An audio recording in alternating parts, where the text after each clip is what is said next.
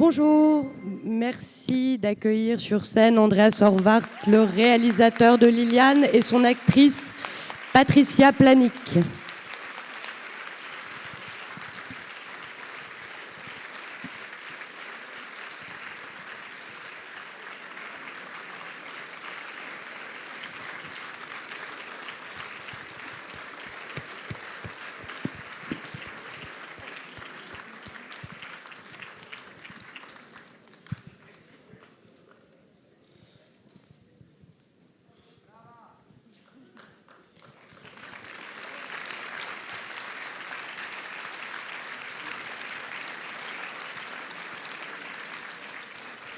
Bonjour, merci, bravo et merci pour ce film. Alors, Liliane, en fait, est un personnage qui a réellement existé dans les années 20 et qui a vraiment traversé les États-Unis. Et je voulais savoir comment vous aviez découvert cette histoire et qu'est-ce qui avait fait que vous aviez voulu en faire un film. The character, Lillian really existed in the 1920s, and she did walk across the USA. How did you find out about this story, and why did you want to make a film out of it? I found out in 2004, as I said. I was in Montreal at a film festival, and I visited friends in Toronto, and it was just a spontaneous idea. So I sneaked out of the film festival, and there a writer was coming from up north, and he had heard this story. He was living for the winter in a wooden hut to get this Czech London feeling, and he said in a local museum, very small, he saw photocopies of Lillian's story. And back then, you didn't really find much about her on the web or anywhere. So by now, there is an opera written about her and several books written about her. But back then, it was really an unknown story. C'était en 2004, j'étais à Montréal et puis en discutant avec des gens, cette histoire m'est tombée un peu dans les mains. Je connaissais quelqu'un qui, dans un musée local, avait été tombé sur des photocopies de cette histoire qui n'était pas encore très racontée à l'époque, mais aujourd'hui ça a donné lieu déjà à un opéra et à plusieurs livres qui ont été écrits. And I immediately wanted to make a film about this. I mean, everybody's jaw drops when you hear this story, that a woman really actually did this. But I was never so, from the beginning, not so interested in recreating the 1920s or really finding out about the true Lillian. This is for researchers. There's a very good book out on her, and even a Wikipedia entry is there available on her now. But I felt this could be a very symbolic story. Lillian is part of all of us, and you had this feeling too, I think. So I wanted to make it more universal, you know. J'ai eu tout de suite envie d'en faire un film parce que quand on entend cette histoire, on en reste totalement bouche bée. Je n'ai pas eu envie de recréer l'atmosphère des années 20. Si on veut faire un documentaire ou se documenter sur son histoire, il y a d'excellents livres maintenant sur le sujet. Je voulais en faire une histoire symbolique et montrer que Liliane fait un peu partie de nous tous, en faire une histoire universelle. Et c'est un film qui s'est tourné au fur et à mesure, c'est-à-dire son scénario et au fur et à mesure de l'avancée de Liliane, et qui travaille une sorte d'hybridation en mélangeant à la fois des éléments fictionnels et des éléments documentaires. Et je voulais un peu que vous nous disiez si c'était intentionnel, comment ce processus s'était mis en place, est-ce que c'était dès le début? You filmed pretty much without a script as you went along in the journey in a sort of hybrid way between fictitious and documentary-like elements. Was it intentional, and what was the process like? Yes, it was absolutely intentional that we didn't have a script because I wanted the journey itself to write the script, to tell the story. And it's as much about Lillian as about the people she encounters and these different worlds. We go from New York to the Chukotka. So it was essential, I think, for us to really work with real people and tell real stories. Like the sheriff, just for example, the sheriff, I met him in a bar one day and you know, we talked what we are doing, and he said he would. So what he does in real life too. So he would absolutely a walker he would bring to the next county border, and then the next sheriff has to take over. And I actually talked to him a few weeks ago on the phone. He said there's more and more walkers now since we filmed with him. People who just, you know, walk and don't walk away from something. Oui, c'était absolument volontaire. Pour moi, c'était évident que c'était le voyage en lui-même qui, au fur et à mesure, écrivait le scénario. Je voulais que ce soit les rencontres, au fur et à mesure de ce voyage, qui racontent l'histoire. À titre d'exemple, le shérif qu'on voit, je l'ai rencontré dans un bar, je lui ai parlé du projet, et ce qu'il fait dans le film, c'est-à-dire reconduire Liliane jusqu'à la frontière du prochain comté, c'est exactement ce qu'il aurait fait dans le cadre de son métier. Et je l'ai eu au téléphone récemment, et il m'a dit qu'il y avait de plus en plus, on trouvait de plus en plus sur le bord des routes des marcheurs, des gens qui marchent, qui fuient, qui s'en vont en marchant. Et je voulais également que vous nous parliez du son qui est en fait, qui est quasiment un élément narratif dans le film, en même temps qu'il permet aux personnages, aux paysages d'exister quasiment comme des personnages. Et je voulais savoir comment vous l'aviez élaboré, et si vous aviez décidé d'emblée que ce serait des contrepoints, ça soulignerait la narration. About sound design, it's almost a narrative element in the story. It makes these landscapes exist almost as characters, almost as to highlight what's going on. Can you tell us about the sound design? Yes, I had Ulrich Grimm work on the sound. It took very long time to work on the sound, and the music is, you know, since she does not talk, I felt we need something to convey her emotions, and also for me, this is really the protagonist, Lilian, against the antagonist, which is the North American continent, and I wanted music also to portray this and convey these feelings. So there's the dramatics, the Badlands, you know, are very dramatic, but then there's also the music is for her feelings and emotions.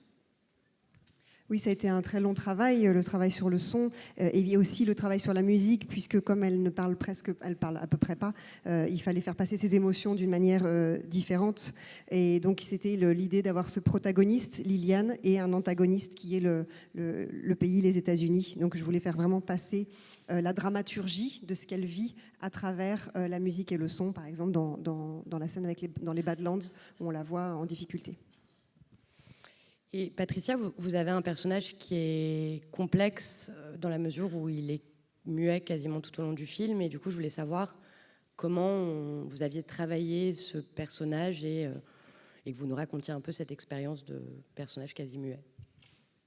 Your character is a very complex character, almost mute. So how did you work on this part, and what was the experience like for you? Well, experience for me was absolutely beautiful, and I very much invited Lilian to my life and decided to channel her. As well, I was very curious what this journey will do to me, like personal as well. And I really like the feeling of the solitude, so I guess that was my thing, and it was pleasure. The most difficult thing, I guess, it was to leave her in Alaska. I could continue. I have an idea for maybe next part, if you are up to, but it's absolutely beautiful what a journey like this gives you, you know, like it's, yeah, I felt like home walking with her, so maybe I thought the goal was to walk, to be a part of this world, nature for her. That was her source, I guess. Ça a été une expérience absolument merveilleuse. D'une certaine manière, je dirais que j'ai invité Liliane dans ma vie et je l'ai emmenée avec moi. J'étais curieuse de savoir également ce que ce voyage allait changer en moi, ce que j'allais ressentir. J'ai aimé cette solitude, donc ça a été un plaisir. Finalement, le plus difficile, ça a été de la quitter. D'ailleurs, pour moi, on aurait pu continuer longtemps. D'ailleurs, j'ai des idées pour une suite éventuellement. Mais c'est vraiment sublime tout ce que ce périple offre. Je me sentais bien à marcher avec elle et je me sentais justement appartenir plus à cette nature en marchant comme ça avec elle. Alors, je m'adresse à la salle. Y a-t-il des questions? Any questions?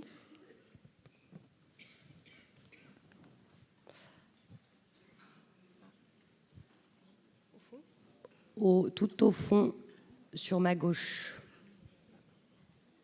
Quelqu'un peut... Just 2 seconds, the microphone's coming.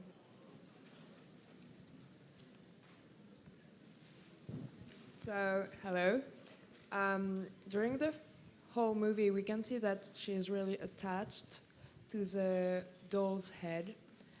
And I was thinking, what does the doll's head represent for her? Pendant tout le film, on voit qu'elle est très attachée à ce poupon, cette tête de poupée. Qu'est-ce que ça représente pour elle? I think there's many ways to answer this, but you know, the most natural answer would be she feels lonely and she wants to have a companion. I think that was her instinct, but we as viewers, you know, we have many other different interpretations as well. It can be a totem, or it can be that she already passes her life on to something else. It's up to you. But I think it would be natural and logical for her to look for something to actually, the real Lillian, I mean, there's a few things people found out about the real Lillian, and one was that she was traveling with dolls. So she had a fascination with dolls. Alors, il y a plusieurs réponses possibles. La réponse la plus évidente serait qu'elle se sent seule et que c'est pour lutter contre cette solitude, elle cherche de la compagnie. Ça, ce serait instinctivement, sans doute, qu'on imagine que ce serait naturel et logique de sa part de vouloir avoir ça. Après, en tant que spectateur, on peut y voir des choses plus symboliques comme un totem. Mais on sait que la vraie Liliane, au cours des recherches qu'on a pu faire, la vraie Liliane voyageait avec des chiens. Elle était fascinée par les chiens. Yeah, I wanted to add that when you're traveling for such a long time, you're starting to be very attached to yourself, like to your hair, to your family of objects. You're building your own territory. So I think she didn't want to leave this behind as well, like her, you know. She wanted to keep it and to have like little company with her, right? Moi, je voulais ajouter que quand on voyage comme ça pendant très très longtemps, on commence à être très attaché à soi, à des choses de soi, et à ses propres cheveux, par exemple, et on se crée une petite famille d'objets. On se construit un petit territoire, on se délimite un territoire, et donc pour moi, elle ne voulait pas laisser ça derrière elle, elle voulait l'emporter avec elle. Au milieu, oui. Oui, bonsoir. Merci pour ce très beau film, ample, fort. Enfin, personnellement, j'ai beaucoup apprécié. Ma question est la suivante. En fait, l'histoire s'est passée dans les années 20-30, j'ai bien compris, au départ. Donc, c'est-à-dire la dépression, la grande dépression américaine. Et quand on voit le périple de Liliane dans ce film, c'est une Amérique terriblement déprimante et déprimée, je trouve. Thank you for this very powerful and ample film that I really appreciated. You said that the real Lillian lived in the 1920s, so that was probably around the Great Depression.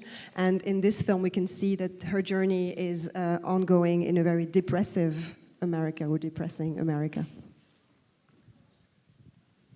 I don't want to add anything, but it's certainly an interesting way to view it, yes. Je n'ai rien de spécial à ajouter, mais c'est effectivement une analyse intéressante.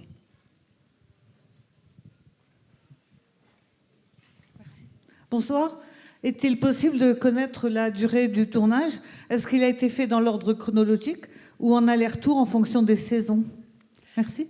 How long did the filming take? Did you do it in a chronological order in her journey, or did you have to go back and shoot other scenes in different seasons? No, we had the luxury of shooting really for 9 consecutive months, and the idea was always that she starts in the spring and then she finishes in the winter. So we were doing that. Patricia and I were in the States for the whole time, driving by car from New York to Alaska, and we had a very small team of 3 additional people, and they were flown in for 2-week shooting blocks. 7 of those, I think. 7 blocks of 2 weeks with a small team, and the rest we were also shooting. You know, we were because it was difficult because we had to. I had to divide these blocks between, you know, New York, then Pennsylvania, Midwest. So in 2 weeks go by very fast. So there was quite a bit that we shot in between shooting blocks as well, just the 2 of us. Alors, on a eu le luxe de pouvoir tourner pendant 9 mois, quasiment d'affilée. Et donc, on a véritablement commencé au printemps pour terminer ce même hiver. Et Patricia est restée aux États-Unis pendant tout ce temps. On avait une petite équipe, une équipe réduite de 3 personnes en plus de nous qu'on faisait venir régulièrement. On faisait des allers-retours entre New York, l'Alaska et entre deux. Et à chaque fois, on tournait par bloc de 2 semaines, ce qui était assez court pour les séquences qu'il nous fallait. Donc que ce soit en Pennsylvanie, dans le Midwest. Et puis après, on tournait aussi, entre ces moments-là, on tournait rien que tous les deux, Patricia et moi, des scènes intermédiaires. And I could name those two of the 3 people I can name. Klaus Kellermann did the sound, and Sonja Aufteklam was my assistant and did second camera. 2 de ces 3 personnes, le preneur de son et l'assistante caméra sont dans la salle avec nous. And we had, in the States, we had a production manager. We thought it should be a native speaker, and so it was Joan Grossman. Et on avait aussi donc un directeur de production. Il nous fallait quelqu'un de langue maternelle anglaise et qui donc nous a aidés sur le tournage également. And for the shooting block in the summer, Joan she couldn't be there, so she sent her good friend Chris Shaw, and Chris Shaw was our production manager for the shoot in the cornfield, and he's also the chaser in the cornfield. Et la personne qui l'a remplacé pendant l'été où la directrice de production ne pouvait pas être là, c'est celui qu'on voit dans les champs de maïs et qui poursuit Liliane dans les champs de maïs. Michael Palm is sitting here. He did the editing. Le monteur. Louis Oehlerer, production manager in Vienna. Directeur de production. And we have our porn producer here, Ivan Shvedov. Des accessoires. Albert Lee wanted to come, but he didn't manage. The sheriff wanted to come, but he said he has a busy schedule, so he couldn't come. Le shérif A lot voulait of venir. walkers to chase. And Le shérif voulait venir, mais malheureusement, il avait trop de travail et il y a peut-être beaucoup trop de marcheurs à arrêter et à porter à la frontière du comté. Une dernière question pour Madame juste là. Le micro arrive. Le micro Là, arrive, Madame. Au 7e rang, à gauche. La date de The sortie. release date in France, do you know the one? Alors, je vous remercie pour ce film. J'écoutais quelques questions. La musique accompagne la parole, la non-parole, mais une des choses qui plus m'a touchée, c'est vraiment la nature, les territoires. C'est avec ces territoires, n'importe où a été filmé, je trouvais que c'était la grande expression de qu'on n'est pas tout seul avec un territoire, avec la nature. C'est pas. Thank you for this film. I was very touched by the way you depicted nature and the landscapes, and it makes us feel like we're not alone with when nature is around us. And do you know if there's a release date une date de sortie for France? I don't know the date. Non, on ne sait pas encore. Pour la date de sortie, on n'en a pas encore. Alors, dernière question, à midi pour moi. Thank you very much for letting me ask my question. For the director, you briefly mentioned how you worked about the story at the beginning, but I was interested if you could elaborate more on how you did the research on the story of Lilian. And I mean, for example, we see a lot of, in your movie, we see a lot of, cameras that follow her when she goes inside and out. How was her journey of sort of survival throughout this in the 20s, for example, and how did you adapt it to our modern time, basically? Est-ce que vous pourriez développer un petit peu sur l'aspect recherche de votre travail sur Liliane, ce qu'on sait de son mode de survie et de la façon dont elle a cheminé pendant son trajet? So the real Lilian was found in British Columbia. I mean, nobody knew about her, and they were working on the telegraph line to connect North America with Europe, which would go across the Bering Strait. So one day out of the woods came this woman, and she looked, not in best shape. She did not talk much, but what she said was that she's Russian and she's going back to Russia. She never said more. And so those workers they had their cabins every 30 miles. So they asked her to report to the cabins so they knew that she was okay, that she was all right. And she didn't report once. So one worker died when he was actually trying to find her. He drowned. I'm getting a bit off your question, I think. So, you could, and then there was a few articles written about her in local newspapers. That's the only reason we know about her. So you could ask yourself in the 1920s, how did she manage? How did she even manage for so long all by herself and really walking?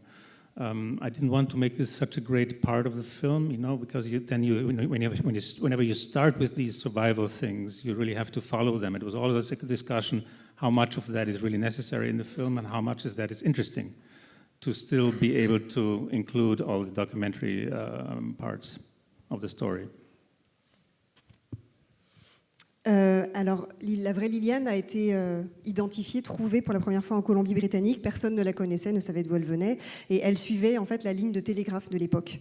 Elle était sortie des bois, elle n'était pas en très bon état physique. Elle parlait très très peu, mais simplement elle a dit qu'elle était russe et qu'elle rentrait en Russie à pied. Des ouvriers lui ont dit d'aller se signaler aux autorités locales. Et quand elle ne l'a pas fait, un des ouvriers a essayé de la retrouver. Et d'ailleurs, il est mort noyé en partant à sa recherche. La documentation que l'on a, ce sont surtout des articles dans les journaux locaux. Mais moi, personnellement, je ne voulais pas trop accentuer sur le côté survie. Je ne pensais pas que ce soit vraiment nécessaire ni le plus intéressant dans cette histoire. Eh bien, merci beaucoup. Merci à vous et encore bravo.